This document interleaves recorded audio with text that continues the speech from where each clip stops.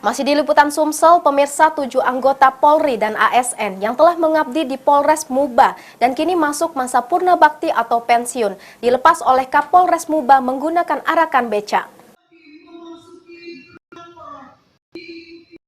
6 anggota Polri dan 1 ASN Polres Muba yang memasuki masa purna bakti diarak menuju halaman Polres Musi Banyuasin menggunakan beca yang dipimpin langsung oleh Kapolres AKBP Alamsyah Pelupesi.